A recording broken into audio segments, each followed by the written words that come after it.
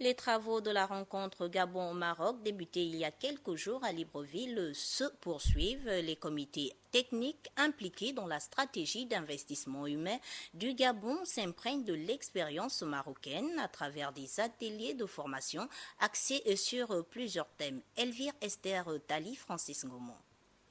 Pour réduire la pauvreté dans notre pays, les plus hautes autorités ont pensé à une politique, la stratégie d'investissement humain du Gabon.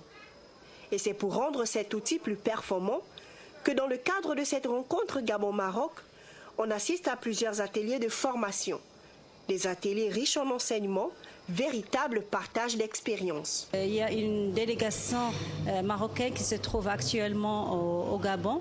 C'est dans le cadre d'échanges d'expériences, de capitalisation sur ce qu'on a déjà fait. On a toujours dans ce processus d'amélioration, d'un benchmarking. Tout ça, c'est pour monter un programme qui répond aux préoccupations de la population au Maroc et au Gabon. Cette quatrième journée des travaux était essentiellement axée sur la question communication. Un volet plutôt très important dans la stratégie d'investissement humain du Gabon, car toucher le maximum des personnes cibles impose au préalable une méthode de communication bien adaptée. Occasion pour certains acteurs impliqués dans la mise en œuvre de cette politique sociale de dévoiler leur stratégie de communication. Le Fonds national d'aide sociale est l'opérateur de mise en œuvre de cette stratégie d'investissement humain du Gabon, notamment dans son volet 2.